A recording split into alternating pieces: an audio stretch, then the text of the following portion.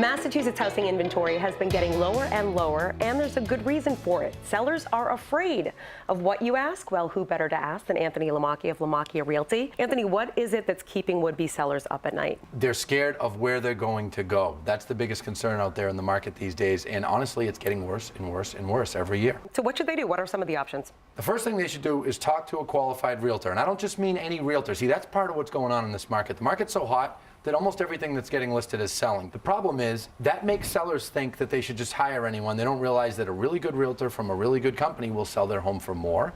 A really good realtor will be able to guide them through the process of selling and buying and make sure that contractually they are covered and protected so that they don't end up owning two homes, so that they don't end up having two mortgages, so that they don't end up with no place to go or having to move twice.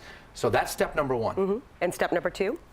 Step number two, I would probably say talk to a mortgage broker. And if you get connected with the right realtor, they're going to connect you with the right mortgage broker. And talk to that mortgage broker about what you'll qualify for if your house sells for X or Y. Run a few different scenarios to get yourself completely ready so that when you find the right home, you can strike. Okay, and when it comes down to it, people are people, and you can have conversations, negotiate, be flexible. We've talked about being flexible in a couple of the past segments, and an example of that, we just had one of our agents put a deal together the other day with an August 15th closing date. Nobody could believe it.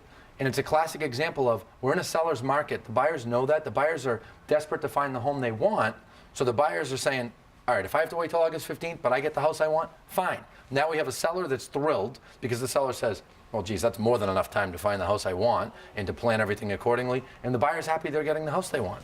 But if people stay scared and don't take steps, they won't be able to do that. Right. So if this inspired anyone, how can they get a hold of you? LamacchiaRealty.com. All right. Thanks, Anthony. Thank you.